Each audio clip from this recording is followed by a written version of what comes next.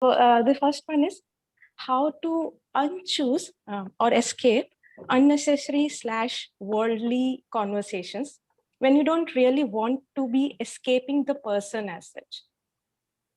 I hope I could convey. Be passive aggressive. That's what okay. What would that mean? So you don't want to be disrespectful or rude by telling them that, hey, what you're saying is totally not, I cannot relate to that, or is not making sense to me. But you can just, speech is a very powerful modality to convey your expression and your conduct, you know. So if someone is chatty, and you're not responding, you're just saying, okay. Then even if you're not being rude, by just being subtly disinterested, you're conveying the emotional EQ, as we call it, the emotional quotient, is that I'm really not relishing this conversation. But you are not being rude either, like, oh, I have to go, or I have better things to do. So that is the main thing. You should not be disrespectful to anybody, because then you incite their arrogance, ego, whatever you want to call. But at the same time, you have to convey, at least to the intelligent person who can pick up the normal vibes, that this is not something you're interested in. Because how long can someone talk if the other person doesn't reciprocate, you know? Yeah. So small meals multiple times or one large meal? Yes. Yeah. In medicine these days, you'll hear lots of people say you should eat small meals frequently. But that is not what, I can only tell you what Ayurveda tells you, because in medicine per se, there's just different views. It's not something we are taught in medical science. Nutrition is not a subject in medical science. You have to get a RD, registered dietitian for that. So Ayurveda is very clear. Even Krishna is very clear. Yukta har viharasya yukchestasya karmsu yuk swapn bodhasya yogo bhavati dukha. That very definition of yoga is yukta har, limited food, limited times. Yukta har viharasya yukchestasya. And swapna, dreaming and sleeping also has to be limited if you're going in the path of yoga. But it is mostly like gradual reduction. It should not be sudden starvation, you know.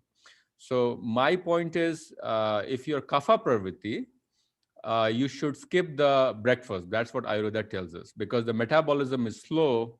So you should not have breakfast. But I would say just listen to your body cues. When you're extremely hungry, that tells you that the Agni is enlightened in your body. So you should definitely eat when you feel the hunger pangs, or you feel very light, then you can eat. But just because the clock says, oh, it's been 2 hours since I have eaten a cookie, let's go and get something. That is not the way to go for it. Your body's own signals tell you when you should eat and when you should not. But at any rate, since you should at the most eat 2 meals, once you hit 18, most of your growth has stopped. So there is no need, only repair goes on. Body growth, the bone, cartilage, and all those things, they will not grow as much as they grew in the first 18 years of life. So you need proteins and food and whatnot only for repair and somewhat regeneration. But growth is done. So you do not need to be eating calorie dense foods or multiple times a day. The more you restrict the calories, the more the body gets a chance to detoxify. Okay. Another one, it is also related to diet only. In old age, as per what I understand, is Vata dosha is prominent, right? Yes. And raw foods, salads, fruits, etc., they should be avoided, right? Correct. So now my doubt is, I see my mom who has started following this naturopathy diet after 60 actually, and in which they eat raw as much as possible. So it is a different school of thoughts, and they would eat bare minimum cooked food. And I'm actually seeing great improvement in her overall health and energy level as well. And there are many more such examples in her circle also, who are well above 60 and taking this naturopathy diet, which would mostly contain raw stuff. So I'm not able to understand why that should be happening. Ideally, they are not taking the right food as per Ayurveda, isn't it? taking so much of raw food. Actually, So, that's not true. So let me explain that again. okay. First 20 years of life, circadian rhythm, not circadian rhythm, Okay. the biological rhythm tells you the body is kapha. Then the next 20, 25, 30 years, it's pitta. Then it is slowly increasing in vata. So there's a gradual, and of course, these are not abrupt numbers. These are just cut off borderline values. Gradual change in the bodies from kapha to pitta to vata. Now, if you listen to someone, there's a guy called Yogananda, not the Paramahansa Yogananda. There's another gentleman called Yogananda. I think he is 104 or 105 years old. There's lots of YouTube videos if you look at him. All he has eaten all his life is raw fruits and vegetables. That guy hasn't eaten any cooked food in his, I mean, I don't know if he ate as a kid, rasgulla or whatever, but he has never eaten anything in his life, in his adult life, that is cooked. So imagine what's happening. When this gentleman was in his pitta stage of life, which was 20 to 40, he pitta is reduced by eating sugary foods, which are natural sugars, intrinsic sugars in fruits, pears, apples, or all the green leafy vegetables, because pitta is more agni and jal. So that's how the pitta is formed. So the tendency of the body is to require sugar, sweet, bitter, and astringent. Those three qualities of foods. Vata requires sweet, sour, salty to reduce the Vata dosha. So what is common to both? Sweet. So that tells you to decrease the body's uh, doshas, which are happening in the later stages of life, which is pitta in middle age and vata in old age. Sugar should be eaten, but this is not the white refined chemical sugar that we eat from processed in the factories. This is being talked about intrinsic sugars. Intrinsic sugars are the sugars that are naturally available, that are intrinsically coalescing to the fibers, what we call the prebiotics in the fruits or the vegetables. So anything that has a natural source, be it pears, apples, prunes, pluots, berries, all of them are intrinsic sugars. A lot of times they are combined with phytochemicals, which are antioxidants. But anyways, the intrinsic sugars are going to alleviate both vat and pith. So if this gentleman has only eaten fruits all his life, lots of people are frugivores, as they call it. They only eat fruits and vegetables. You will see they will look very young, because they never let Vat come in their body. Vat never got a chance to get established. They were in Kapha, and from that they moved into Pitta, and they remained in Pitta for the rest of their lives. Or even better, they remained in Kapha all their lives. Because what is the best of the three doshas to have? Kapha. Kapha is the best dosha to have if you're looking for longevity. What is the worst? What does Kapha relate to in terms of gunas? Kapha relates to tamas. In terms of yoga, kapha relates to bhakti yoga. What is the easiest path in yoga? Bhakti yoga. What is the worst guna to have? Tamas. So you see the same connotation, tamas, bhakti yoga, kapha, but it has different implications in different ways of interpreting, like whether you're thinking about immunity and age, or whether you're thinking about yoga or the gunas. So anyways, to answer your question, it was a long-winded answer. Those people who are eating fruits and vegetables, whether they start early in life or old age life, if they have acclimated their body to eating fruits and vegetables, they will do very well. Multiple scientific reasons. First of all, fruits and vegetables have lots of fibers. Fibers are prebiotics. Once you have changed the flora of your gut from the bad bacteria that are causing bloating, which is what happens in Vata diet, you have lots of oligosaccharides in the carbohydrates, which are not digested by the stomach and the small intestines. So the undigested oligosaccharides, which are the complex carbohydrates, will go in the gut, the colon, and there the bacteria will break it down. The carbohydrate will be fermented. That's why gas formation happens. After eating legumes, beans, dal, some people will have more gas formation because their microbiome is not strong enough to be digesting them. So all the problems related to gas will happen. And then, of course, gas is air. Air will go in the joints. you will have osteoarthritis and wear and tear. If it goes, the idea is if it goes in the brain, then there is more like headaches, because air is very microscopic. It can leak anywhere. That is why degeneration from the excessive motility of the air in the body. But if you keep eating fruits and you got acclimated, you changed your microbiome, which was more constructive, never had formation of gas or bloating, because they say the second largest number of nervous system is in your brain. That's why gut feeling. The gut is also thinking and feeling, just like the brain. So if they got acclimated, your mom got acclimated to eating the fruits and vegetables, because nobody is pure Vata dosh. She might be Vata Pitta, Vata Kapha, who knows? So if she has a secondary dosha, which suddenly became the prominent controlling dosha in her body, then she will do very well. So it's all about acclimatization, gradual perseverance, whether in the path of yoga or the food you eat. If you're gradually persevering, you can change the course of the dosha. So yes, ideally, most people, as they grow old, if they don't change their eating habits, they will become Vata prone. But people who take proactive action, they might arrest it in the stage of Kapha or Pitta, depending upon when they started to initiate the whole process.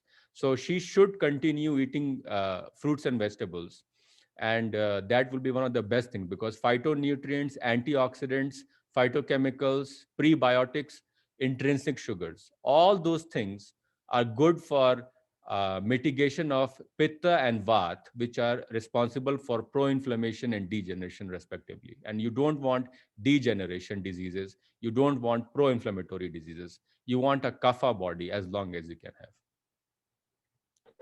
Right. Okay. Thank you for that.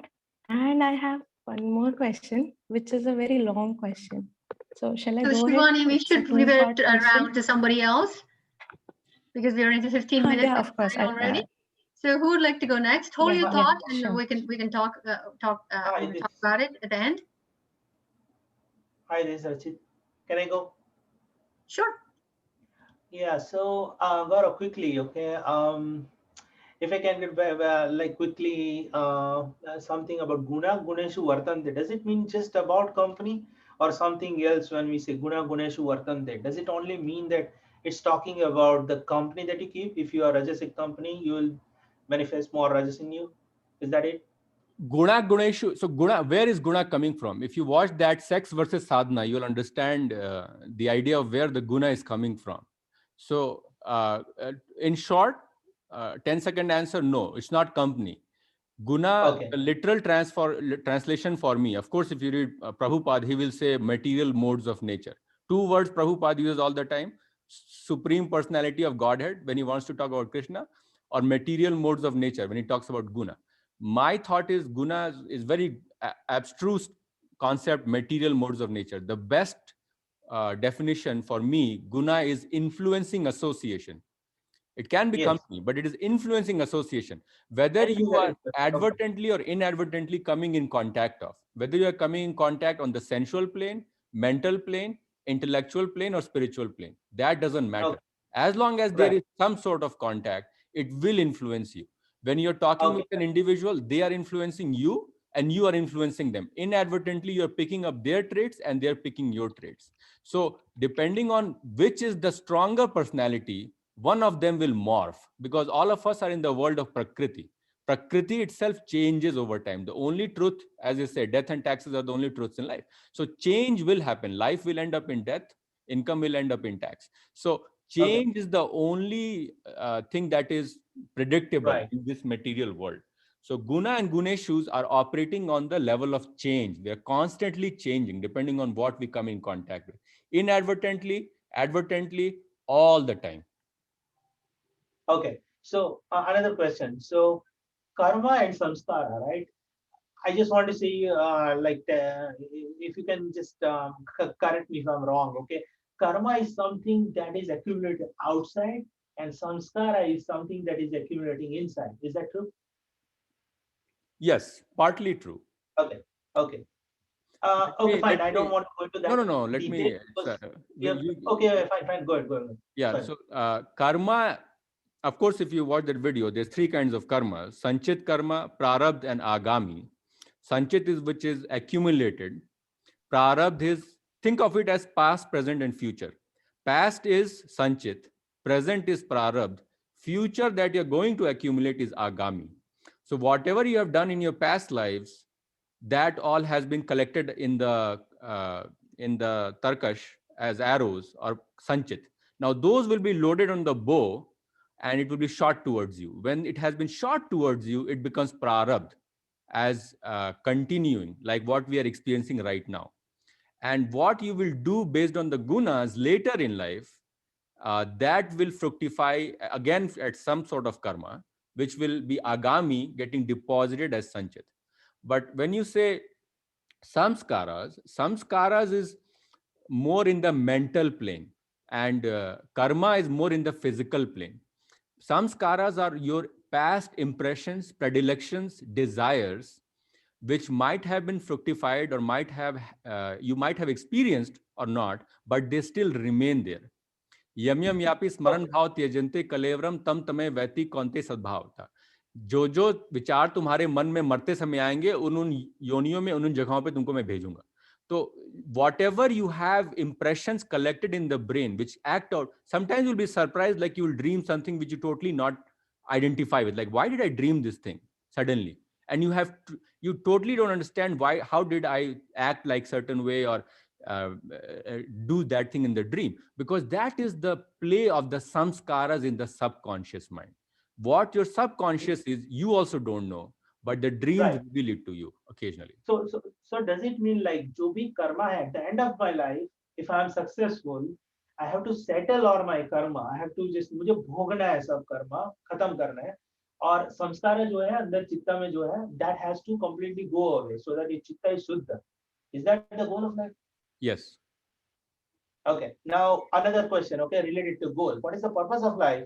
Because it seems to me it's a merry-go-round. You get liberated, you are closer to spiritual progress, you progress, and then at the final stage, even if you say at some point in time, chitta shuddhi ho gayi, there is nothing in there. You are almost like a small kid, happy in yourself. But even then, what next? Because you are anyway going to go and die someday. What is the finality of life? Some people, I really. It's very intriguing subject to what is the final purpose, what is the finality of life. यार ये वही बात हो गई कि आप मेरे घर अतिथि बन के, गेस्ट बन के खाने आए थे, आप घर जा ही नहीं रहे आप मेरे घर, तो अब मेरे घर में बैठ गए आप, फिर आप मेरे घर से निकलते हैं मेरे बाजू वाले के घर में चले जाते हैं. तो आपकी प्रॉब्लम ये है आत्मन की कि घूमने आए थे पार्क में थोड़ी देर के लिए, अब वापस घर जाना ही नहीं चाह रहे हैं, बोल रहे ये भी देखेंगे वो भी देखेंगे, वहां भी घुसते चले जाते. Purpose of life is to go back to your home where you came from. Purpose of life is to go back to the modality of Shiv Chitta, which is uninterrupted introspection. Because the peace, there is desire, state of desire. When all the desires are exhausted, you become peaceful. When the state of peace is prolonged, you become blissful. तो ये जो रमना महर्षि हैं, they don't speak anything. Yogananda फिर थोड़े questions पूछेंगे.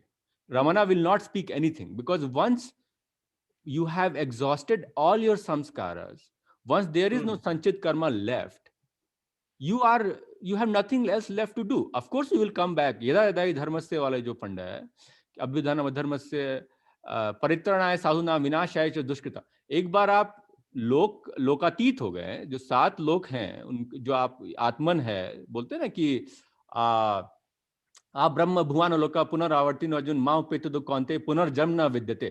आ ब्रह्म भुवन लोका, ब्रह्म जो 7 लोक हैं ऊपर के, 7वां जो लोक है ब्रह्म लोक है, ब्रह्मा तक की मृत्यु होती है, 7वें लोक तक जन्म मृत्यु चलेगी और गुणों का प्रभाव रहता है. उसके बाद जो चले गए आप, तो फिर वो लोकातीत हो गए, आप लोकों के प्रभाव से चले गए. तो वही होते हैं जो कहते हैं कि अवधूत या अवतार हैं. जब कृष्ण नवा अवतार बन के विष्णु का आए, तो वो परित्रणाय साधुनां विनाशाय च दुष्कृता धर्म संस्थापनार्थाय संभवानि युगगे. जब तमस ज्यादा बढ़ गया तो उसको डिस्ट्रॉय करने के लिए, सत्व को एस्टैब्लिश करने के लिए, सत्व इज बैलेंस, सत्व is not goodness in itself, सत्व मींस बैलेंस, अति नहीं करो, अति सर्वत्र वर्जेत. तो वो अवधूत और जो अवतार बन गए ना, तो वो लोग, नीम करोली बाबा मेरी नजरों में वो अवतार थे हनुमान जी के.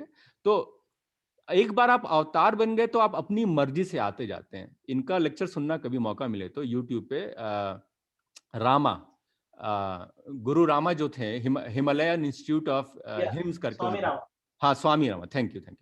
उनके गुरुजी एक बार से ये पूछता है रामा कि गुरुजी आप चले जाएंगे तो हमारा मन नहीं लगेगा, फिर आप आएंगे क्या? तो वो बोलते हैं कि मैं सोचूंगा।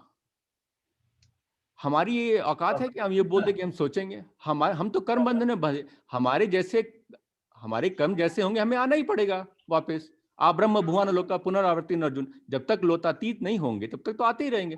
तो वो अवधूत अवतार जो बन गया है वो अपनी मर्जी से आता जाता है, मजे लेना है तो आएगा, उसको कुछ करना है, उसको कहीं धर्म दिख रहा है, विनाश हो रहा है, उसका कोई कलीग रह गया है, कल को आप एनलाइटेंड हो गया, मैं नहीं हुआ, आपसे मेरी जान पहचान थी गुणा के आधार पे, तो आप मुझे बचाने आएंगे कि हाँ इनको निकालो, इनको भी साथ में, क्योंकि आप तो बेल आउट करोगे ना, आपके बच्चे जैसे हैं ना वो, तो आप उसको बेल आउट करोगे। तो इसीलिए आपका मकसद है अपने चित्त को पहचानना। अपने चित्त में जब आप इंट्रोस्पेक्शन कर लेंगे, चाहे भक्ति योग हो या कर्म हो या ध्यान योग हो, तब आपको ये उत्कंठा रहेगी ही नहीं कि मैं यहां भी घूम लूं वहां भी घूम लूं, कि वो क्या एक्सट्रोस्पेक्शन है ना, वो प्रेया है, कठोपनिषद में जो प्रेया बोलते हैं। पर आपको तो श्रेय खोजना है, लॉन्ग टर्म ग्रेटिफिकेशन। तो इसीलिए मेरे को खुद ही बहुत जो जर्नी है उसमें बहुत बार ये डाउट होता था पहले कि मैं यहाँ क्यों हूँ, इसके बाद क्या हो, बोरिंग तो नहीं हो जाएगा कहीं। सारी तकलीफ तो बोरिंग के चक्कर में स्टार्ट हुई ना यार, क्योंकि जब जो शिव चित्त था वो बोर होने लगा, प्राण का डांस देखने लगा, तो उसको लगा कि मैं इसके साथ जाऊंगा, बोर हो रहा हूं मैं। तो जो लोग भी डिस्ट्रैक्टेड थोड़ा रहेंगे उन्हीं को अटैक करेगा ये प्लेजर वाली जो टेंडेंसीज है। डिस्ट्रैक्टेड हो ही नहीं, पर्पस में डूबे हुए हो, तो फिर नथिंग कैन डैमेज यू ना। Okay, just the last question. Okay, how to deal with manipulative people when it's a long-term, like lifelong relationship? You have to deal with somebody who might be close or who might not be close in the family or not in the family, but you have to deal with them for the lifelong. But you know it very well that they are manipulative. You have understood, you have experienced, they are manipulative, and you know it that in the future there will be manipulation of your baby or of like some any kind of manipulation. So how do you deal with those kind of people that you definitely know that for the purpose of greed, they are not, you know it very well that for the greed in their mind, you know, there is some greed, and because of that, they'll always try to manipulate every time in the society with you, but there will be manipulation, constant manipulation. How do you deal with those kind of people? No, it depends whether I value that person. I always categorize people as 3 categories. People who are and it might sound as commoditizing individuals, so please use your discretion, because that's my personal opinion. People are in 3 categories in your life, whether you think of friend, family, community, society, nation, doesn't matter. People will be useful to you. These are people who are helping you in your whatever endeavors, professional, personal, interrelationship. They are helpful in all the regards. Most of the times they have a good intention, you know that. Mom, dad, wife, kids, jisko bhi rakh lo, useful. ठीक है जी. Second category है people who are useless. उसका ये मतलब है कि you are not expecting anything from them and they are not expecting to do anything to you, but they are very neutral people, just like Brahman. They are very neutral. You see someone on the road, you smile, they smile back at you. If someone crosses you on the highway, you flip the finger and they flip at you. It's very like guna based, like how you react, they will react like that. Very, but they are useless and benign people. They don't come with a malign intention, a serial killer or something. So they are useless category. Most 90% of individuals who interact in a day are useless. The third category, you have to be very careful. These are the people who are very malicious, harmful people. They're not only useless, they are harmful. So they have almost like an insidious plan. एक मकसद लेके पैदा हुए हैं कि हम तो डूबेंगे सनम, तुम्हें भी ले डूबेंगे. तो ये जो टेंडेंसी है ना, ये harmful जो people हैं, they are also very few, just like the useful people. But you have to be very careful to recognize whether you are dealing with that individual. So whenever you see a person, you have to use your intuition, your intelligence to categorize them into 3 categories. Now, depending on the category, you decide how your response will be. If it's your mom or dad or your wife, I mean, 90% people, unless there is some other things going on, they are useful people. They are people who have good intentions to help you. So I will be very differential in the way I will try to be differential in the way I deal with them. So if they are being jerks, I will be more tolerant towards them because I know they have good intentions in the long run. However, if a person who is useless and he's being a jerk, I will be passive aggressive, just like Shivani was saying, what to do when people are saying those things. So then I'll be passive aggressive. I will not want to continue the conversation. I will say, ha, theek hai, ha, ha, ha, and move out. You don't talk more, because the less you talk, the more powerful you become in those situations. The third category is the harmful people, and they will be people who might try to bring you down or gotcha moment, those kind of people. So these people, you have to decimate them. If someone is trying to bring you down, it's just like a snake. If the snake is in the woods, it's in its path and I'm on my path, that's fine. But the moment the snake puts up its hood to kill me, I'm gonna kill it before it kills me. Because then at that point, it's about you or me. I am totally non-violent. But if I perceive something is going to kill me, whether it be a spider or a snake or something, I will have zero problems killing it right then and there.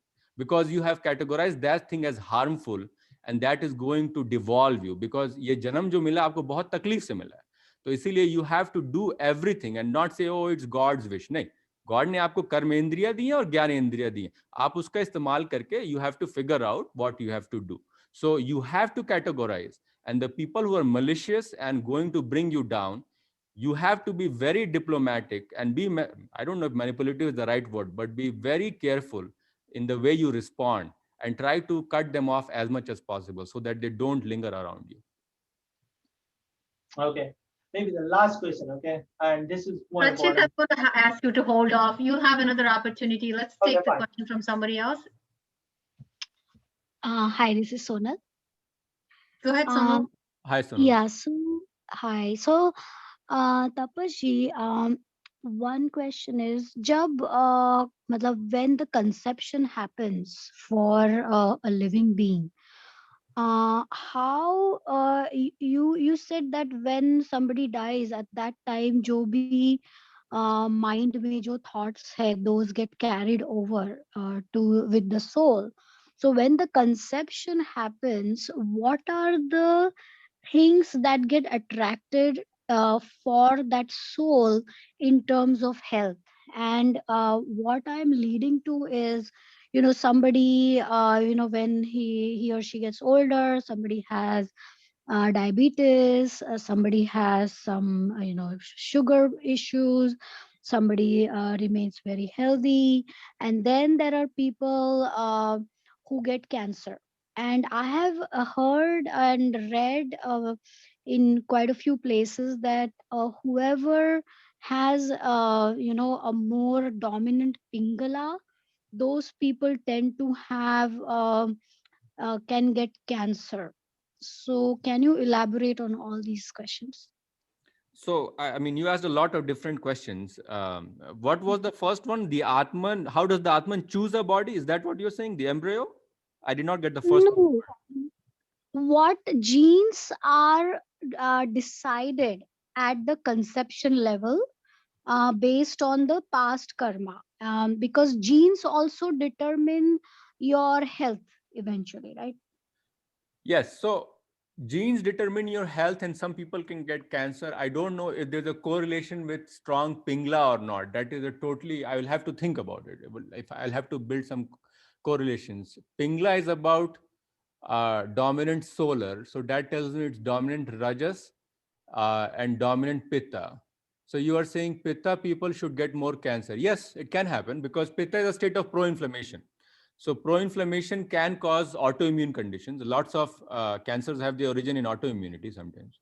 So I don't know if there's a direct scientific correlation. First of all, that's the disclaimer. I do not know per se from my education in medical science if all the pro-inflammatory conditions will lead to cancer. It's more like allergies and autoimmunity that we think of inflammation as. So Pingla, if you think, because we are mixing a lot of different things, we are mixing the Nadi system with the Ayurvedic system into medical science or cancer. So it's a lot of correlations we're trying to establish. I do not know well enough to comment on the correlation between strong Pingla and cancer. But I do know that there is two kinds of predilections that happen in an Atman when it decides to take, as you say, whatever genetic code it gets or what kind of body it inherits. There is one kind of inheritance in which the Atman proactively chooses the body. Like you will see a lot of people say we choose our parents when we are born. So it will proactively choose. Say you have a lot of karma bandhan, you have a lot of bad karmas that need to be burned all of a sudden, quickly. The Atman can do it two ways. Either it can live 100 lives and slowly cut off all the karmas, slowly, Jam Mrityu Jara Vyadhi every time. Or it can choose a path of instantaneous, catastrophic destruction of the Rin Anubandhan. It will take a path where it will destroy a lot of bad karmas, Vikarm Vinash, all at the same time. So, with due respect to everybody, whoever has any problems, including myself, uh, we do not have recollection at this point what happened. But the idea is that if someone might have had Down syndrome and a very painful life, or if they had any conditions where they're born and stillbirth happened, died right away, or born dead, they struggled when they went through the amniotic fluid into the air and they died after birth. All these things tell you that there's a lot of pain involved, not only for the parents, but the infant or the baby or the Down syndrome kid or whoever was born with chromosomal abnormality, trisomies. They suffered a lot in a short life, and it feels, why were they born even? There's no point in having this life. When you look at someone and say, why is their life so bad? So, of course, we have to do the best we can to make their lives better. But if you think of it in a karmic cycle, in the Akashic record book, then the explanation that comes to me is because these are the Atmans who are really tired of all these Janmrityu Jara Vyadhi sufferings, grief, miseries, and they have gone nuclear, and they have decided that they will burn a lot of bad karmas all at once in one life. So they choose the hard path, just like the path of Mahakal, Bhairav. So they will cause a lot of karma bandhan that will be eaten up all at once. They don't want the slow, gradual life after life of suffering and slow realization that most of us prefer. So I think that is the first path where the Atman proactively chooses a body, even if that body is not well gifted, not genetically ready. It will choose a malfunctioning body so it can suffer and burn all the papas that it has suffered so that it can become very light. The second one is where a lot of, because once you die, you become a preta, a sukshma sharir. That's why I say you are always surrounded by sukshma sharir. And as Rachit was saying, the guna, the kind of activities you will do, that is the kind of sukshma sharir.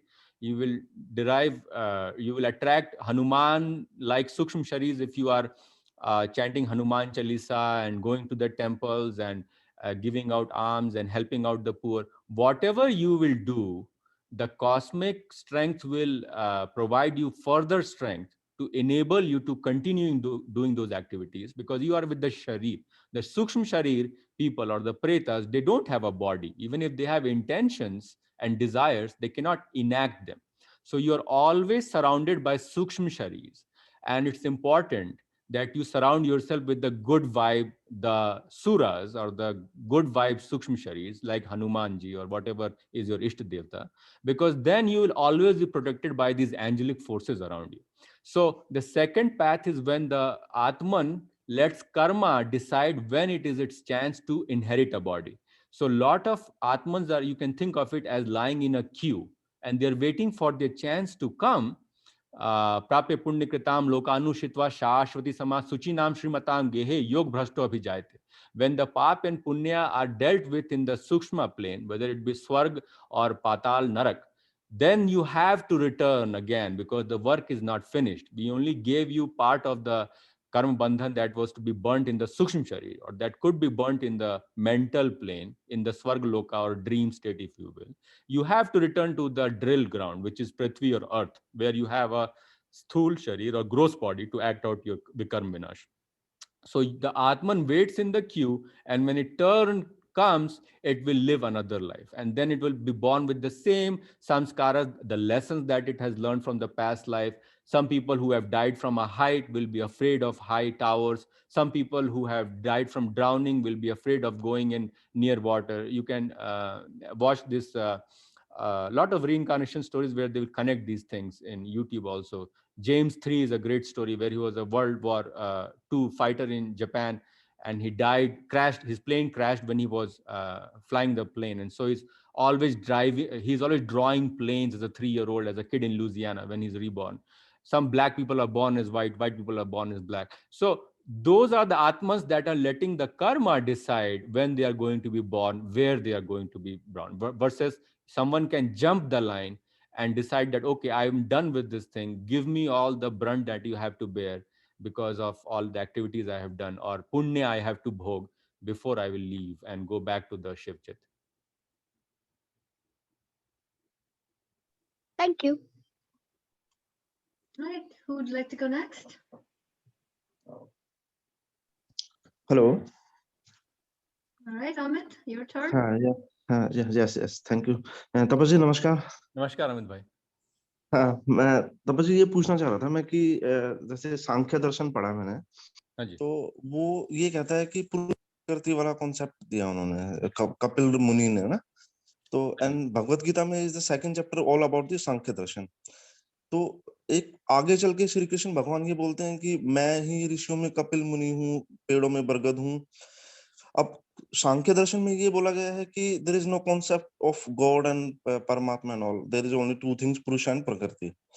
वहां पर श्री कृष्ण भगवान कह रहे हैं कि मैं हूँ सब कुछ, ऋषियों में कपिल मुनि भी मैं ही हूँ, और मतलब मैं ही हूँ, मतलब जिसने सब कुछ क्रिएट किया है. तो इन कॉन्ट्राडिक्शन को कैसे कनेक्ट करें, मेरे को वो जानना था. यार उसका श्लोक है ना, सांख्य योग न पृथक वाला प्रवदंती न पांडिता. सांख्य को अलग नहीं समझना है ना. तो उन सांख्य ठीक है, जो भी उनकी फिलॉसफी है डिस्टिंक्ट करके बतानी है. तो वही बात हो गई कि अद्वैत और द्वैत एक दूसरे को कॉन्ट्रडिक्ट करते हैं. तो आपको ये समझना है कि सत्यम एकम विपरा बहुधा वदंती ना. Satya, truth is one. The path could be of Sankhya yoga और कर्म योग और जो भी योग है, लेकिन they are just different path. जो आपको हिंदुइज्म की वही ब्यूटी है ना, आपको जो भी पैथ अच्छा लगता है आप उससे कनेक्ट करते हो, जो भी इष्ट देव अच्छा लगता है उससे कनेक्ट करते हो, आप उसके साथ हो लो और फिर आप उसके पैथ को एंजॉय करो, उसको करो. तो इसीलिए मेरा जो अपना अंडरस्टैंडिंग है कि different paths leading to the same truth है, whether you pursue the path of science और spirituality, whether you pursue Sankhya और कर्म योग, और वेदर यू परस्यू द्वैत और अद्वैत, पर it will lead to the same place. अगर सूफी जो सेंट्स हैं वो भी आप देखोगे कई ऐसे रमे रहते हैं उनके, जबकि हम लोग ना सुनते नहीं है, वो भी कई ऐसे सूफी सेंट्स हैं जो बैचलर हैं, जबकि तो सेलिब्रेसी है, या फिर हर एक जगह आपको हर एक इंसान मिलेगा जो कि वही पैथ कर रहा होगा, चाहे रिलीजन डिफरेंट भी हो. तो क्योंकि different paths to the same God है ना. किसी को गृहस्थ में मिल रहा है, किसी को सन्यास में मिल रहा है, किसी को सांख्य दर्शन में मिल रहा है, किसी को किसी और में मिल रहा है. तो इसीलिए आपको अपना पैथ देना है कि आप किससे सबसे ज्यादा कनेक्ट कर रहे हैं. वो अपने को कपिल मुनि बता रहे हैं, फिर अपने को स्कंद बता रहे हैं, वो अपने को बता रहे हैं कि I am the best version of whatever you are looking into, I am the best version of that. तो I am the ultimate perfection that you are looking into. I am gunatit. I am beyond the three states of guna that you are indulging in this life. तो इसीलिए बिल्कुल करें. तीनों जो मेरे को पता है, तीन ही मार्ग हैं. भक्ति योग है, कर्म योग है और ध्यान योग है. भक्ति योग में आपने चैंटिंग कर दी, जितने भी भजन कीर्तन होता है वो कर लें, या फिर कर्म योग है जिसमें आप निष्काम काम करें, अपने ऑफिस में जैसे काम कर रहे हैं तो बिल्कुल न्यूट्रलिटी बना के, impartiality, without any expectation from your clients. और तीसरा हो गया, या बच्चों के साथ भी डील कर रहे हैं तो फैमिली में बिल्कुल एक्सपेक्टेशन नहीं रखनी कभी किसी फैमिली मेंबर से, आप बस करते जाइए, अपना धर्म निभा रहे हैं गृहस्थ जीवन का. और फिर ध्यान योग में आपने ध्यान किया तो ब्रह्म मुहूर्त में कर लें या दिन भर कर लें, जो आप इंट्रोस्पेक्शन अपने से 5 मिनट जरूर रोज बात करें. जो आप बिल्कुल अकेले हो ऐसा जरूर रोज करें 5 मिनट कि आज मैंने क्या किया. You have to evaluate yourself, क्योंकि आपके अंदर आत्मा और परमात्मा दोनों बैठे हुए हैं, तो परमात्मा वो कॉन्स्टेंटली इवैल्यूएट कर रहा है. तो बहुत इंपॉर्टेंट है कि बुद्धि मन को इवैल्यूएट करे हर एक दिन कम से कम 5 मिनट के लिए, तब अपने को इंट्रोस्पेक्शन द्वारा वो स्लोली इंप्रूव करेगी. तो सांख्य का अच्छा एग्जाम्पल आपने लिया है, लेकिन वो एप्लीकेबल हर फील्ड में एप्लीकेबल है कि what you are most attracted to is where you should go to find the truth. Okay, तो जो सर पुरुष एंड प्रकृति वाला जो सांख्य है, दैट्स द शिव एंड चिता इज द सेम थिंग और द डिफरेंट थिंग्स? फिर से बोलें। शिव चित एंड पुरुषा एंड प्रकृति इज द सेम थिंग और डिफरेंट थिंग? यार शिवचित मेरे ध्यान से निकला हुआ टर्म है, ये आपको कहीं बुक में नहीं मिलेगा। ये मेरे को जो ध्यान में आती है, आधी चीजें मैं पढ़ता नहीं हूँ ना, ये आप लोगों ने मुझे बहुत बार पूछा, आधी चीजें जो मैं बोलता हूँ वो मेरे ध्यान में आती हैं। जैसे अभी आप जो क्वेश्चंस पूछ रहे हो वो मैं अपने इंस्टेंटेनियस मुझे आंसर्स आएंगे, जो कई थॉट्स होंगे जो मुझे पहले नहीं आए होंगे पर वो अभी आ जाएंगे। तो शिवचित जो मेरे ध्यान में मुझे समझ में आया कि 2 शक्तियां ब्राह्मण में हैं, एक है शिव और एक है शक्ति। शिव को चित्त बोल लो क्योंकि चित्त शांत है, और शक्ति मतलब वाइब्रेंस एनर्जी, तो बहुत ज्यादा मूवमेंट प्रोन है। जैसे कि न्यूक्लियस शिव हो गया और शक्ति इलेक्ट्रॉन्स हो गए जो उसके अराउंड घूम रहे हैं। तो इसीलिए आप जो क्षेत्रज्ञ की बात कर रहे हैं कि field and knower of the field, तो फील्ड शक्ति होती है और क्षेत्र कहते हैं, और क्षेत्रज्ञ नोअर ऑफ द फील्ड चित्त होता है। तो चित्त के पास एक अंधा है और एक लंगड़ा है। अंधा चल नहीं सकता है, अंधा चल सकता है और लंगड़ा चल नहीं सकता है पर देख सकता है। तो इन दोनों को साथ में काम करना है। तो जो चित्त है, शिव चित्त को समझ लें आप कि लंगड़ा है जो कि अंधे के कंधे पे बैठ के घूम रहा है, और वो जो अंधा है वो प्रकृति है।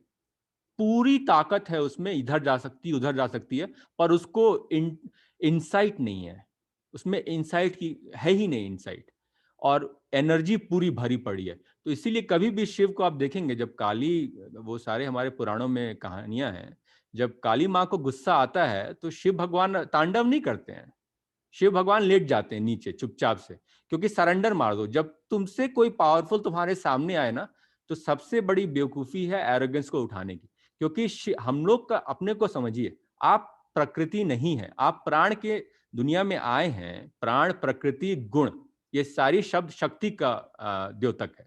और जो शिव है वो चित्त है, वो इंट्रोस्पेक्शन बोल लीजिए, वो आपका स्वरूप है, आपका जो परम तत्व है वो शिव चित्त है।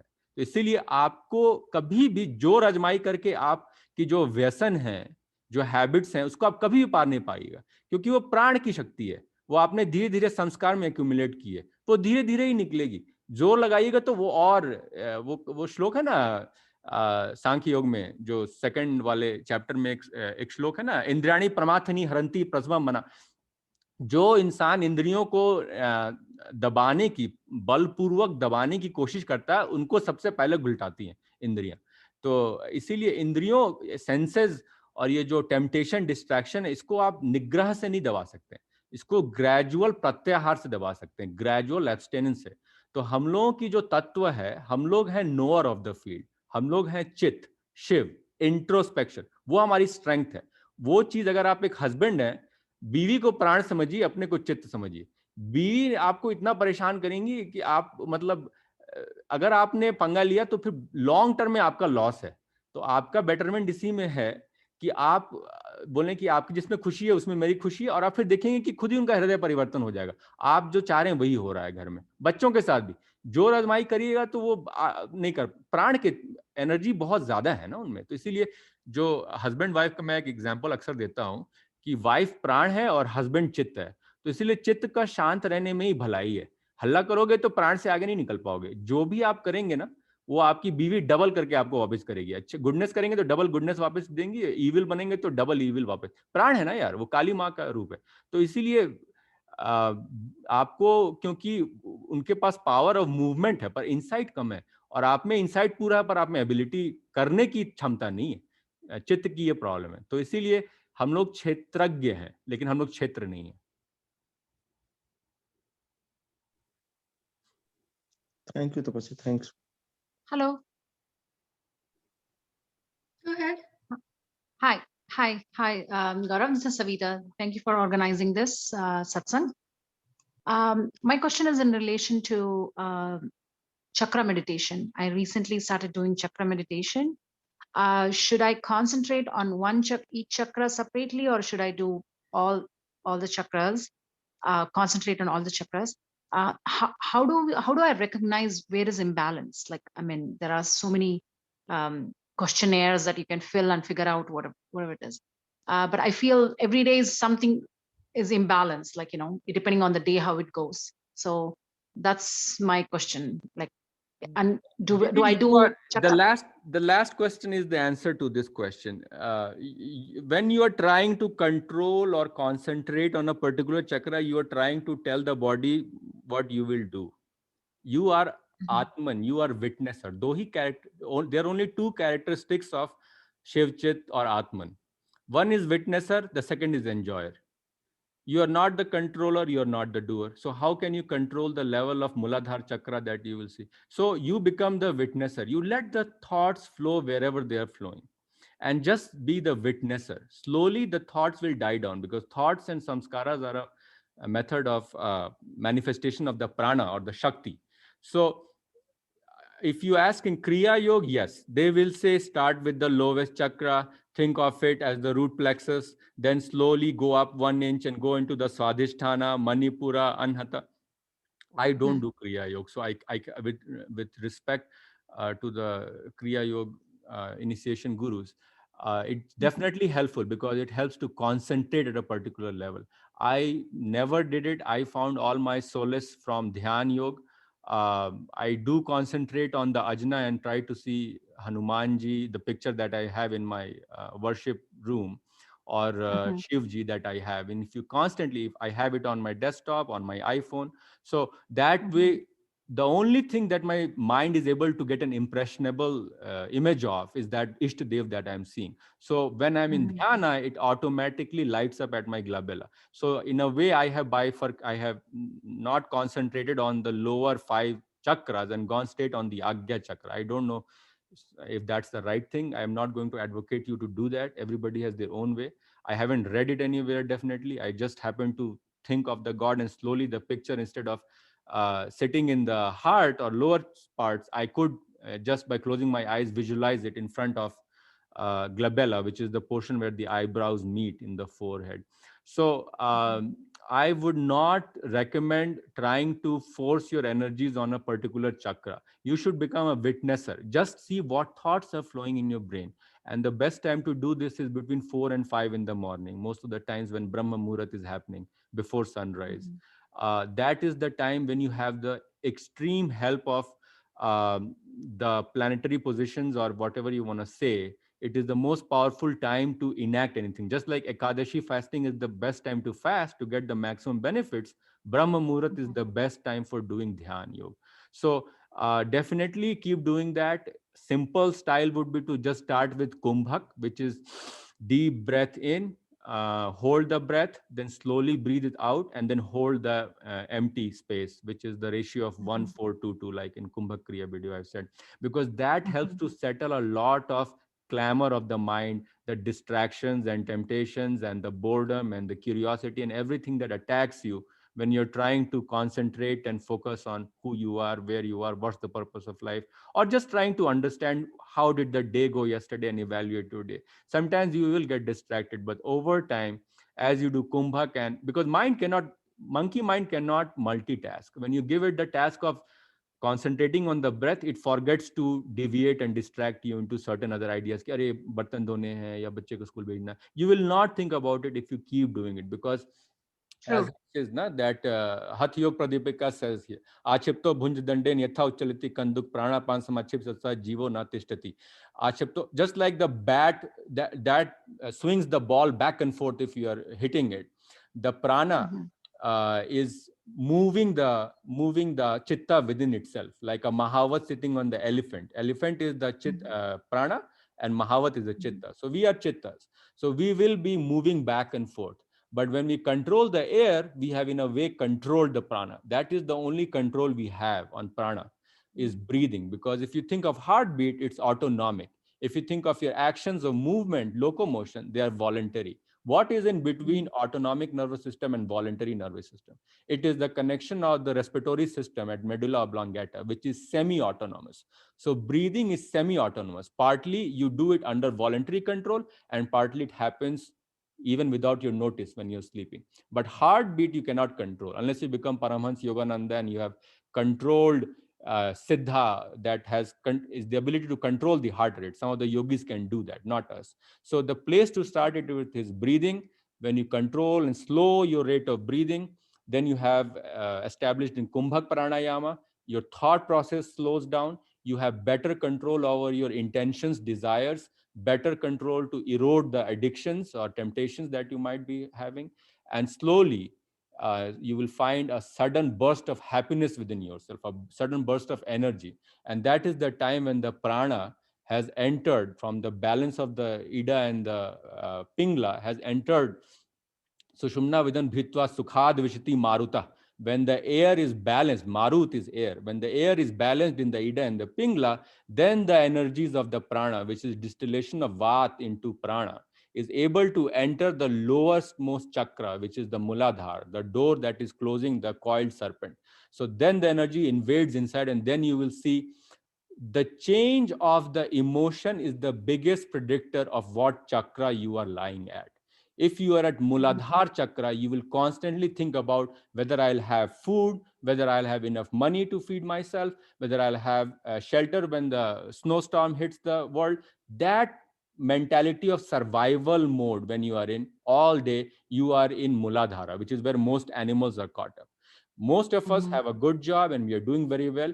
We are in the realm of Swadhisthana, which is creation, procreation, which is leisure, comfort, pleasure. When you have overcome leisure, comfort, pleasure, the creation, procreation, then you go in आज कुछ कर डालेंगे. वो purposeful ambition वाला stage, जो कि creators, artists, celebrities, politicians, any leader has that. Manipura is solar plexus is activated. Once you have overcome these three chakras and all the things that are there, subsistence at Muladhara, creation, procreation at Swadhisthana, ambition, purpose, creativity at Manipura, then you have gone into the escape velocity realm. Then you have hit Anhata or the compassion. Then you will just feel compassion and empathy for everything that is around you. If you surpass that, you get in the realm of courage. If you see something wrong happening, even if that's a useless person in the three baskets that I told you, useful, useless, harmful, useless person also, you see something wrong happening, you will go and try to defend that person. You cannot see wrong happening. That is why Krishna comes and paritranaya sadhuna, because he cannot see wrong happening. And then lastly, once you have conquered courage as well at Vishuddha, then the compassion, intuition, the emotion of intuition hits you. So Vishuddha is more like courage, what you can do. But intuition is what the universe will make you do, because universe is letting you use its energy. So you get intuition, you understand what's going to happen next. Not only you can read other people's mind, you know what's going to happen next. That is the level of Siddha. So just by knowing the emotion you are trapped in a certain day, you can tell what chakra you are. Because unless you have hit Agya and surpassed Agya, you are going to bounce between Vishuddha and Muladhara anytime, because those is the because there you will keep bouncing back and forth. You have not surpassed the lower five chakras. True. So just watch where your thought goes, and just be like a spectator of your thoughts, and yes, try to eliminate the thoughts, or try to sit with the thoughts. Observe them. Say like, okay, because you have to disidentify. So when good people, I want to say that all of us are good people here, because we are trying to become better versions. You guys took an hour off your busy schedule and came to listen to me. So there is an intention, there is a desire to become a better version of yourself and make a spiritual advancement in your life, because there's more to life than just 8 to 5 job, going to sleep and dying one day. So since you made that aware distinction versus the 90% people who did not, that itself tells you that you are on the right path. So you disidentify with 7 states of Manomai Sharir. When you watch that video, you'll understand the 7 states, whether we call it emotions or thoughts. It goes through 7 states of feelings that an individual has, which is from the state of cravings all the way to faith. So if I remember it correctly, it's like cravings, expectations, emotions, thoughts, desires, intentions, and Shraddha or faith. That is the morphing of the emotions, because there's no word in English language to describe that 7 spectrum.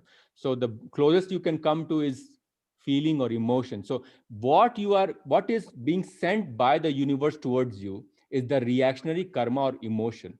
what you are sending out in the universe most of the times will be intention and shraddha. So those are non-malleable, non-negotiable emotions that will stick once they have come. Just like the escape velocity that hits once you hit anhata, you can only go up. But the lower three chakras, the lower three states of the emotions, which are cravings, expectations, and feelings, those an individual will constantly be trapped in and going back and forth. So be a witnesser of your thought, and using Kumbha Pranayama, you can slowly morph and advance your emotional quality from cravings to intention and faith. Can you please mute your mic? It says Sagarika. Okay. Who would like to go next? We have 14, 15 people. Anybody else? Or we can round back to whoever had questions again. Additional questions. Hi. Yes, hi. Do you hear me? Hello, Aarti. Go ahead. Yes, hi. Yeah, first of all, thank you for this satsang. This is the first time I'm joining. Joining from Europe, had been trying, was always confused with the time zone. Okay. I have a very simple question. We'll do a better job of posting different time zones and a converter for you next time. Yes, thank you very much. It was already added this time. It helped. Yeah, I have a very simple question, but you know, when you listen to so many people, there are new questions popping up. But my simple question is that I have no scriptures knowledge or anything, but I have been on this spirituality path. I would like to know, I myself personally am always wondering where I am in the path. Am I progressing or not? Because you know, normally it's also said if you have a guru, you know where you are going. So is it a good approach? Should we really introspect of if we are progressing, growing or not, or we should just continue?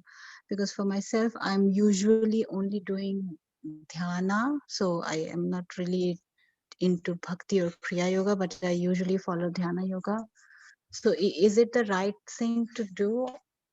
Or and also one of the questions which popped up in my mind when I was listening to the previous answer is, in during dhyana, you know, when it is said that you observe your thoughts, and of course I've heard it many times, but it's really not so simple to just observe, be an observer. You know, you realize that the thoughts are coming, and then you realize you're thinking, and you bring back your focus or concentration in meditation, but it's really not as simple as to observe. So yeah, basically two questions: how to go to this observation path, and is it right to introspect if you are progressing or not?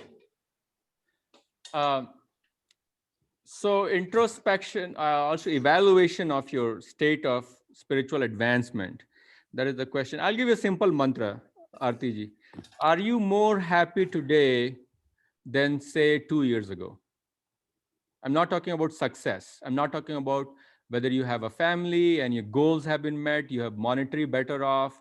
Are you more happy? And happiness is the state of being, continuous, uninterrupted state of feeling good. Are you more happy today compared to 2 years ago? This is something I am not able to evaluate honestly. What I know is that I'm more peaceful. You know, you don't have to tell me. I mean, you would probably know. So the point I'm trying to make is, if you are more three states, right? Desiring, hankering, state one, then the state becomes peaceful. And when perpetual peace comes, then you become silent, happy within yourself, which is what Lahari Mahashaya is, or Ramakrishna is, or even Ramana Maharishi. So those three states we will have to go through, depending upon where we are. If you are more happy, content, peaceful today than you were 2 years ago, 5 years ago, 10 years ago, you are on the right path. If you are feeling that I used to be more happy as a kid, and of course I enjoyed life more 10 years ago, and I'm not enjoying despite having a good family and everything, then you need to change something. And that change is what yoga will bring in your life. That change is what the bhakti will bring about. You don't have to read scriptures. Ma Anandmai did not read any scriptures. I have not read anything other than Gita. I have very little knowledge about the Shastras and the Upanishads, very rudimentary information. But that is not the Ramakrishna Paramhans. All the ideas, the Gospel of Ramakrishna, if you read, all the ideas came out from his brain. He did not read a single scripture. So the idea is the cosmic intelligence will automatically tune in your mind, so to say, once your thoughts have died down or degenerated, which is the segue to the second question. Not easy to not interrupt your thoughts or witness your thoughts as it is. It is not easy, you're right. It takes time. But over time, the monkey mind gets tired of jumping off the trampoline because you're not really inciting it. Once you give it feedback, oh, it's difficult, oh, I am not going to do this, then it gets energized and tries to do more of the destruction. So all you can do is disidentify yourself from the thought, which is what I do. If some days I'm feeling not doing like yoga, or I feel little low or depressed, I don't say I am unhappy today. I say, अरे आज mind behave नहीं कर रहा, आज इसको कोई तकलीफ लगता है, कोई प्रारब्ध का कोई एरो छोड़ा है आज किसी ने मेरे ऊपर. So that way you are disidentifying yourself, because you are not the mind, you are not the thoughts that are coming in you. Those are the results of the past samskaras translating as prarabdha karma into your life. That will burn away. That is its nature. Unless you augment it by participating and saying कि ये क्यों आ रहा है, या फिर ये आ रहा है, इससे हम पार नहीं पा सकते हैं, I have to do something, I am failing at this. The moment you accept defeat is the moment karma bandhan will start to pile up more and more and sink you further. So if you are more happy and peaceful today than you were 2 years ago, if you don't know the answer, contemplate about it in dhyan in the morning, in Brahma Muhurat. You will very quickly know whether you are more happy. You have to search answers. All you have to do is search answers, and cosmic intelligence will tune into you. Nisarg Datta used to be a clerk who used to smoke cigarettes. Vimla Nanda was a tantric guru of the guy who wrote Aghora, Left Hand of God, Robert Savoda. None of these guys were pundits or anything, and they are enlightened beings. One of them smokes cigarette and one of them just drinks alcohol all day. How are they enlightened beings? Because they are beyond the gunas, they are gunatit. So smoking cigarettes or drinking alcohol, the way it affects us will not affect them. So it depends on the level of spiritual advancement one has made. And the moment we get into ego, that all is destroyed, because it potentiates the mind to take the path of easy path out, which is usually the path of pleasure or giving up. So I would say just keep, if you don't know what to do, just do chanting. Hanuman Chalisa चला दीजिए, वो ब्रह्म चालीसा एक video upload करा है, 1 hour continuous loop of Hanuman Chalisa. If you don't feel like, if you feel your thoughts are too distractive, tempting, or not letting you sit quietly, you get bored, back एक होने लगता है 2 मिनट में, बैठ नहीं पाते, तो ठीक है, just run that loop of Hanuman Chalisa and do whatever you have to do. You have to read, you have to go for a walk, you have to do your dishes. Just let the music run. Over time, the neuronal networks will change because the change of the ether around you. A lot of times when I leave my house, I leave Hanuman Chalisa on, which is kind of, you would say, why would you leave and waste electricity by just letting Hanuman Chalisa on? Because I believe that all of us are pretas entrapped in a body. So when I am aap bhale to jag bhala, the kind of energy you throw out in this universe, that is what will reverberate back to you. The kind of thought or intention that you will generate is the kind of emotion that will reverberate back to you. So when you are playing Hanuman Chalisa 24 hours a day, or whatever you like, Mahamrityunjay mantra, Narayan Sukta, Vishnu श्रोतम, Aditya हृदयम, जो भी पसंद है आपको, आप चला के छोड़ दें उसको, जो भी म्यूजिक है. The reason is you are going to attract Sukshma Sharir Pretas around you the same way you are. So if you are trying to cause some problems in the world, then you will get those kind of energies around you, because the energies are attracted to a body. They don't have a body, and you have a body with the Preta. So you have to attract the right virtuous, angelic, sattvic forces, the Ishta Devtas, which are going to help you. And you will see a difference. You don't need any documentary evidence. This will be experiential evidence that certain things will get suddenly away from your life. Nase rog hare sab pira, japat nirantar hanut vira. the rogue and the destruction and all the damage that's going to come to you. In my case, there have been multiple instances that I don't want to share. That I don't need anybody's, recommendations anymore. Ki, Are, aisa karoge, because once you have experienced something, no matter how much I describe, I will be a beggar. I cannot give you a description well enough. रसगुल्ले का स्वाद क्या है ये तुमको खाने के बाद ही पता चलेगा. मैं कितनी बड़ी बुक लिख दूं, सुक्रोज का डायग्राम बना दूं, आपको बेहतरीन ऑलिगोसैकेराइड्स, कार्बोहाइड्रेट सारी पढ़ा दूं, लेकिन आप बोले क्या बकवास कर रहा है. लेकिन जब आपने एक्सपीरियंस कर लिया उस चीज को ना, तो फिर आपको एक्सपीरियंस बीट्स एनी डिस्क्रिप्शन और any argument any day. So once you experience the benefits of Hanuman Chalisa by chanting, listening constantly, by attracting the sattvic souls around you, then you will understand how different it becomes over time. So I would only say start slow and keep working on it. You will not make instant progress. Don't try to quickly 2 minute हो गए योग किए हुए, चलो क्या क्या differences आए biomarkers major करें. ऐसे नहीं होगा. धीरा प्रोसेस बहुत धीमा है. It's a very gradual process. मनुष्य नाम सहस्त्रेषु, बहुत सारे मनुष्यों में जाकर एक इंसान भगवान को जानने की कोशिश करेगा. जो बहुत लोग जानने की कोशिश करेंगे उनमें से एक जाके मुझे जान पाएगा. बहु नाम जन्म नाम अंते ज्ञानवान मम प्रपद्यते वासुदेव सर्वमिति स महात्मा दुर्लभ. बहु नाम, मल्टीपल बर्थ्स के बाद जाके कोई समझता है कि क्या है ये. सो ज्ञान is not something you can download ना यार, वो तो आपको एक्सपीरियंस के थ्रू आएगा. भक्ति योग, कर्म योग, ध्यान योग जो भी करो, सबसे इजी है भक्ति योग, सबसे इजी है चैंटिंग, सबसे इजी है ब्रह्म मुहूर्त में हनुमान चालीसा लगा के सुनना, मेरे अपने जो एक्सपीरियंस रहा है उसके अनुसार. तो आप ऐसा करें, फिर आपको खुद ही energy. If you are looking for help, the universe will help you. But if you shut yourself down, you have become your own biggest enemy. So that is the mindset you have to have. So thank you, that helps. I have just one follow-up question depending on your answer, what you said right now. So you said that contemplate करने during ब्रह्म मुहूर्त, या जब भी ध्यान करते हैं उस time में contemplate करने या answers ढूंढने to your questions. But I get many times confused कि जब हम कहते हैं कि हमें meditation के time मतलब कोशिश ऐसी करनी, या फिर हमारे में ऑब्जर्व करना है थॉट्स को, या थॉट्स नहीं आने चाहिए, द गोल इज कि थॉटलेस हो जाए. And then secondly we also say कि हमें उस टाइम में आंसर्स ढूंढने चाहिए. So is it okay? गलत बोल रही हैं आप. आंसर नहीं ढूंढना चाहिए. वही तो मैं उनको भी पहले वाली को बता कि आपने कुछ नहीं करना है. आप तो चित्त है ना, चित्त कर नहीं सकता है कुछ.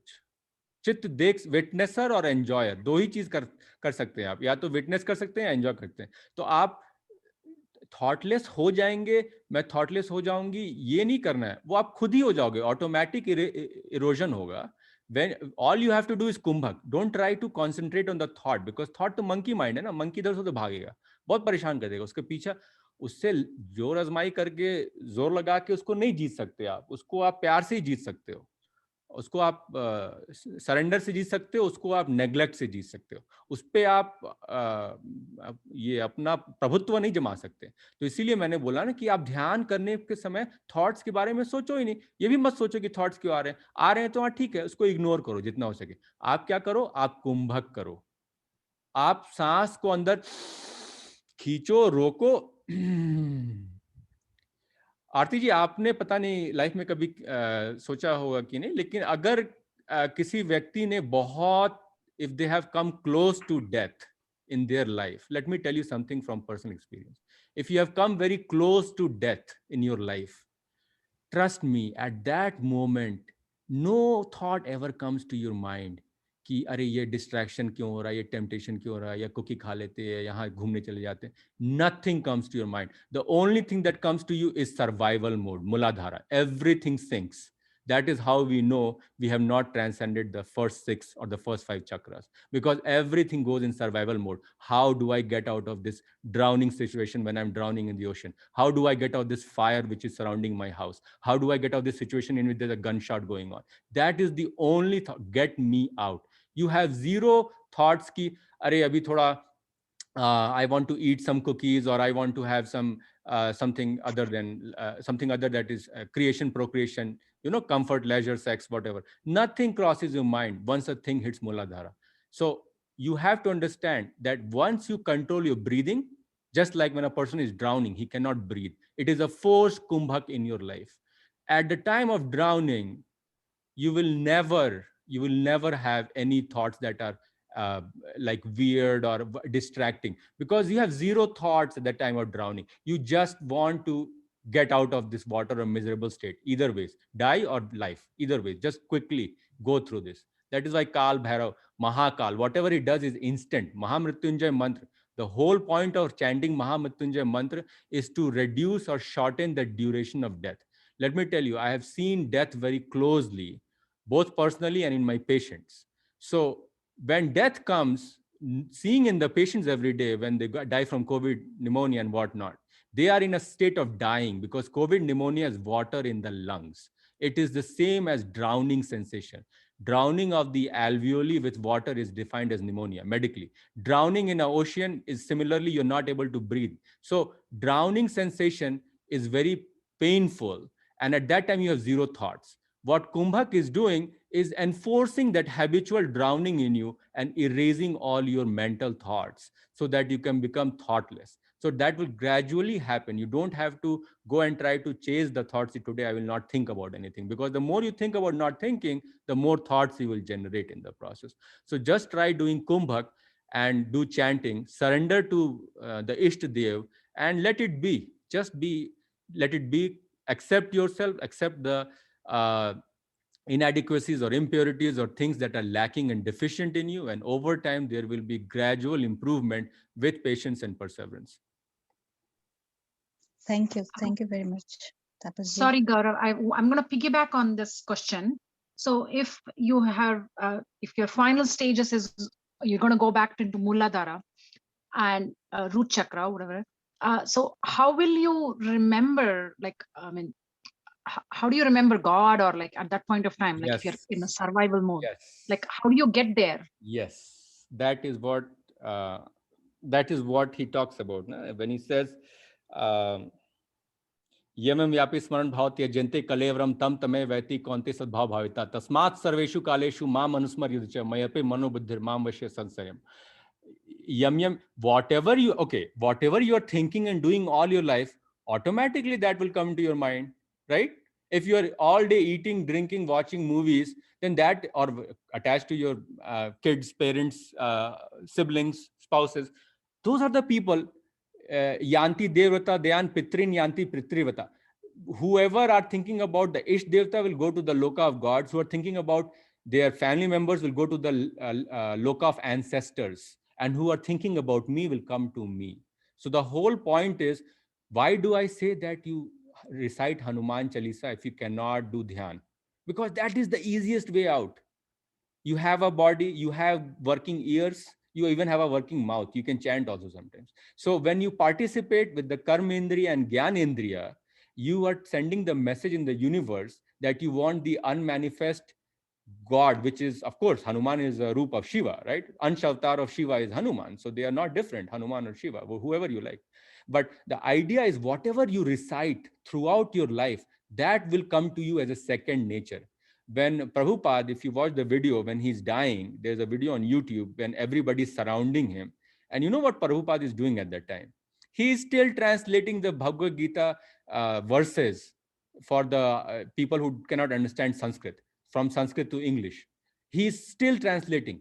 So if the guy has, all he has done all his life is read Bhagavad Gita and translate and talk about God and do satsang all his life, there's nothing else that will come to his mind, because that is his nature. If you haven't used cocaine or methamphetamines, there's nothing you are missing. Ask a drug addict, ask Ben Affleck how hard it is, even if you have all the money in the world, to give up alcohol, because you have done it all your life, you're used to it, so craving happens. But if you haven't done or slowly erased it from your life and always thought about God or what you are God. Atma Paramatma ka vilay ho gaya to phir Ishwar ban gaya. So isliye you are yourself recognizing who you are. By worshipping God or Hanuman, you're not worshipping another individual. You are worshipping the highest, best version of yourself.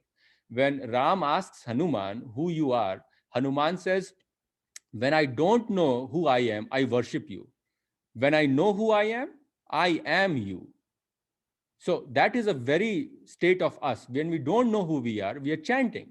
Once we know who we are, we become Ramana. We don't need to talk or chant or do anything. So one repetition, dhyaito vishyan punsa sangesh te shubh jayate. So the more you dhyan, that is the beauty of mind. Mind is the mirror that has been given to us to see our image, which is the soul.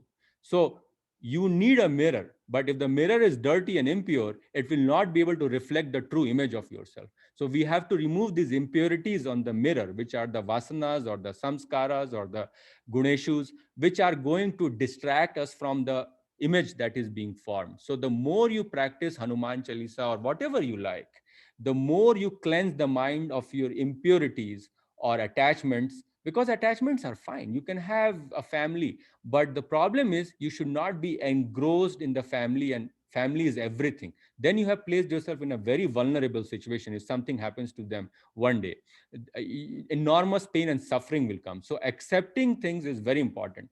Not expecting, but accepting things. That's the difference.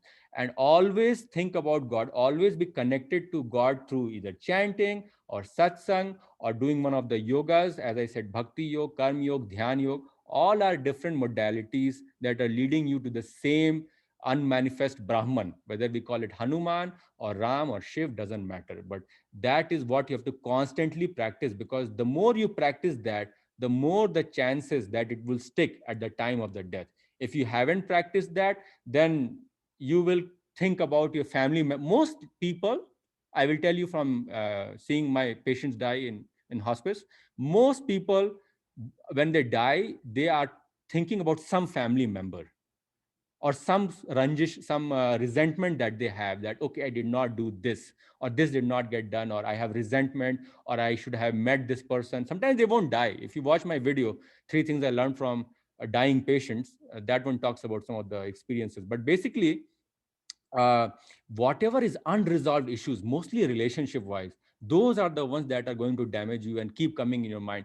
And that's why the same individuals, today someone emailed me about twin flames, like what are these things, but not to go on a trajectory, the unresolved conflicts, the unresolved partnerships will emerge again as husband and wife, brother and sister, father and son. They will come back, because you have to exhaust all those experiences before you close this dimension to enter the next dimension, which is the unmanifest Brahman, which you are. Thank you. So you train your subconscious mind constantly. Yes. Train your subconscious mind, exactly, all the time. Thank you. Gaurav, I have a question. Um, there is something called Param Prem Rupa in the Bhakti Marg, which is, I think they are talking about ecstatic, like ecstasy, the mode of like Sufi, right? Is how Sufi are ecstatic in there, how must people, right? They are always into their own like ecstasy, right?